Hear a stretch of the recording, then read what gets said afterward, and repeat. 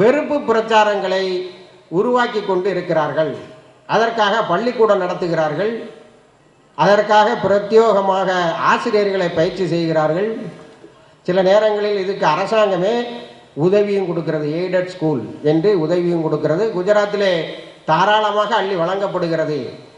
இப்பொழுது மத்திய பிரதேசத்திலும் அது தாராளமாக அள்ளி வழங்கப்படுகிறது என்ற செய்திகள் வந்து கொண்டிருக்கின்றன.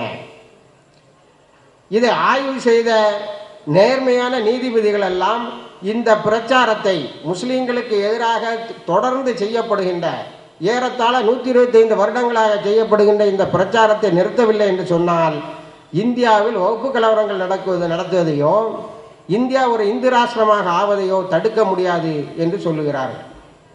இதை மையமாக வைத்துதான் ஒரு சட்டத்தை இயற்றியிருக்கிறார்கள். இது போன்ற வெறுப்பு பிரச்சாரங்களை செய்பவர்கள் காவல்துறை தடுக்க தவறினால் காவல்துறையினரை தண்டிக்கலாம்.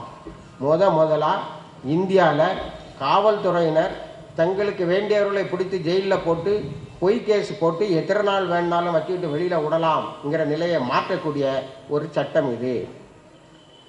இனி ஒரு இடத்தில் இது போன்ற வெறுப்பு பிரச்சாரங்கள் நடக்கிறது. அது தேசிய ஒருமைப்பாட்டுக்கு எதிரானது, தேசத்துக்கு எதிரானது, எல்லாத்துக்கும் எதிரானது. ஒரு வெறுப்பு பிரச்சாரம் நடக்கிறது. இதை காவல்துறையினுடைய கவனத்துக்கு கொண்டு செல்கிறார். இதை சுருக்கமாக சொன்னால் சங்கு பரிவாரை சார்ந்தவர்கள் வீடு வீடாக போய் நாட்டை பிரித்தவனோ பசுவை திங்கிறவனோ நம்ம பள்ளி கோயில்களெல்லாம் இடித்தவனு பொய் பிரச்சாரத்தை செய்து முஸ்லீம்கள் மீது வெறுப்பை உண்டு பண்ணி கொண்டு இருக்கிறார்கள் என்று சொன்னால் நீங்கள் காவல்துறையிலே ஒரு புகாரை கொடுக்கலாம். யார் வேண்டுமானாலும் இந்த புகாரை கொடுக்கலாம்.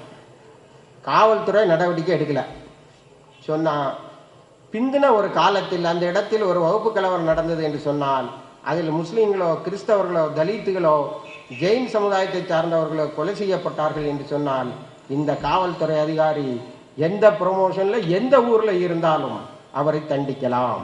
அந்த தண்டனை 10 ஆண்டுகளும் 5000 ரூபாய் அபராதம் வரைக்கும் போகும் என்று சட்டம் சொல்லுகிறது. ஆகவே முதலாக அதிகாரத்திலே இருப்பவர்கள் சிறுபான்மையினரை கொலை செய்வதற்கு உடந்தையாக இருந்தாலோ களத்தில் இறங்கி கொலை செய்தாலோ அவர்கள் தண்டிக்கப்படுவார்கள் என்ற நிலையை முதலிலே சட்டத்தின் மூலம் ஏற்படுத்துவதற்கு முயற்சி செய்து கொண்டு இருக்கிறார்கள். இந்த முயற்சியிலே நமது பங்களிப்பை நாம் வழங்க வேண்டியது நம்மளுடைய கடமை அல்லவா? எப்படியெல்லாம் நாம் சந்தித்திருக்கிறோம். குஜராத்தை பற்றி தான் நமக்கு தெரியும். 1989 பாகல்பூரிலே நடந்த கலவரம். அந்த கலவரத்தில் ஒரு முஸ்லிம் இன்ஸ்பெக்டர், அவருக்கு கீழே ஒரு சப் இன்ஸ்பெக்டர். கலவரங்கள் நடக்கும்போது போலீஸ்காரரும் இந்த சப் இன்ஸ்பெக்டரும் சேர்ந்து முஸ்லீம்களை கொலை செய்கிறார்கள். அப்பொழுது அந்த முஸ்லீம் இன்ஸ்பெக்டர் கேட்கிறார், ஆப் கியா கர்த்தே, what is that you are doing? நீ என்னப்பா நீமா கொல்ல செய்கிற முஸ்லீம்களை அப்படின்னு கேட்டால் அந்த முஸ்லீம் இன்ஸ்பெக்டர் உடனே செத்து கிடக்கிறார். என்னன்னு பார்த்தா அவருக்கு நெஞ்சிலே ஒரு குண்டு பாய்ந்து இருக்கிறது. யார் சுட்டான்னு பார்த்தா அவருக்கு கீழே இருக்கிற சப் இன்ஸ்பெக்டர் சுட்டிருக்கார். இதை ப்ரூவ் பண்ணி இந்த சப் இன்ஸ்பெக்டரை ஒரு இடமாற்றமாவது செய்யுங்கள் என்று கேட்டபோது அது கூட நடத்த முடியவில்லை. இப்படி நம்ம கோடிக்கணக்கான உயிர்களை எல்லாம் பலி கொடுத்த பிறகு அரசாங்க அதிகாரிகளும் நின்று கொலை செய்கிறார்கள் என்று நூற்றுக்கணக்கான விசாரணை கமிஷன்கள் சொன்ன பிறகு ஒரு சட்டம் இயற்றப்படுகிறது. அதுதான் வகுப்புவாத வன்முறை தடுப்பு சட்டம். இந்த சட்டத்தை எழுதுவதற்கு தலைவியாக இருந்தது சோனியா காந்தி அம்மையார் அவர்கள்.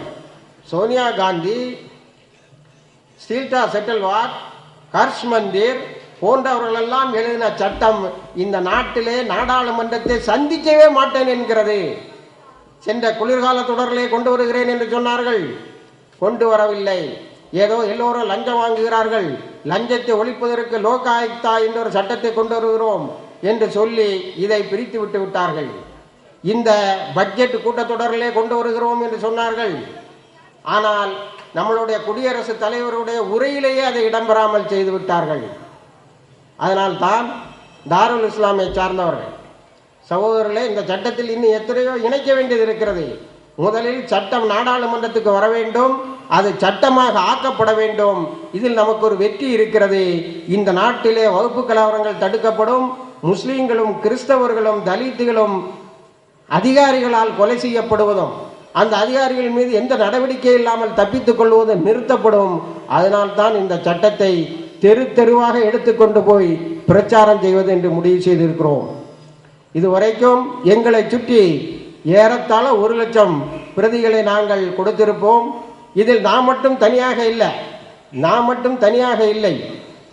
இந்த பிரச்சாரத்தில் இந்த நாட்டிலே இருக்கக்கூடிய எல்லா மனித உரிமை அமைப்புகளும் துணை நிற்கின்றன.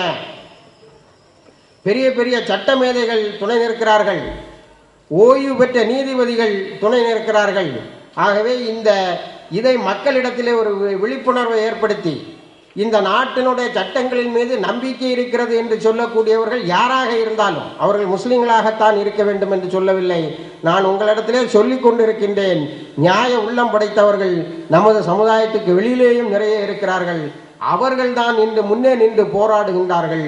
அந்த போராட்டத்திலே நம்மளை இணைத்துக் கொண்டு இந்த சட்டம் வருவதற்கு நாம் முழுமையாக ஒத்துழைக்க வேண்டும் என்று கேட்டுக்கொண்டு, இது எங்களுடைய முதல் கூட்டம். இந்த சட்டத்தை கொண்டு வர வேண்டும் என்று.